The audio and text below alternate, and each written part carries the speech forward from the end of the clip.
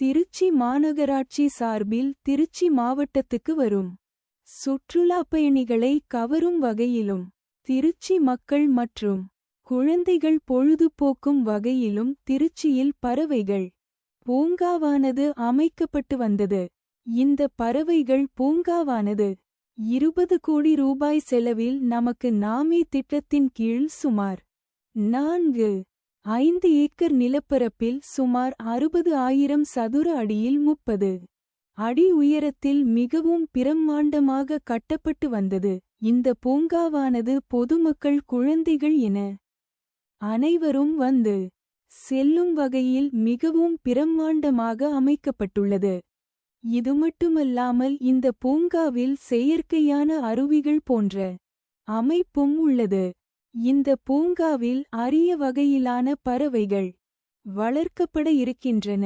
இதுமட்டுமல்லாமல் குழந்தைகள் தெரிந்து கொள்ள 5 வகையான நிலங்கள், அதாவது குறிஞ்சி, மருதம், முல்லை, நெய்தல் மற்றும் பாலை போன்ற அமைப்புகளும் செயற்கையாக அமைக்கப்பட்டுள்ளது.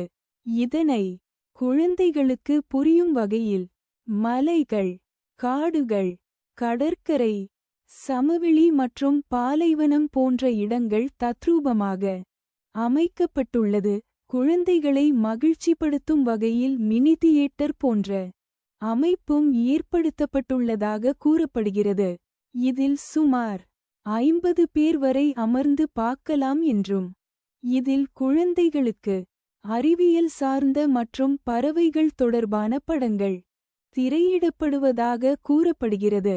இந்த பறவைகள் பூங்காவில் உணவகம், வாகனங்களுக்கான பார்க்கிங் வசதிகள், அதாவது 60 கார்களும் 100 இருசக்கர வாகனங்களும் நிறுத்தும் வகையில் பார்க்கிங் வசதிகள் அமைக்கப்பட்டுள்ளது.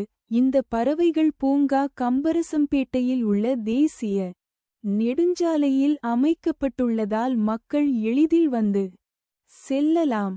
இந்த பூங்காவானது அனைத்து பணிகளும் நிறைவடைந்து பொங்கல் பண்டிகைக்கு முதலமைச்சரால் திறக்கப்படும் என்று எதிர்பார்க்கப்பட்டது.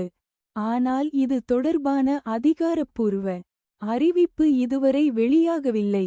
ஆனால் அனைத்து பணிகளும் நிறைவடைந்துள்ளதாக கூறப்படுகிறது.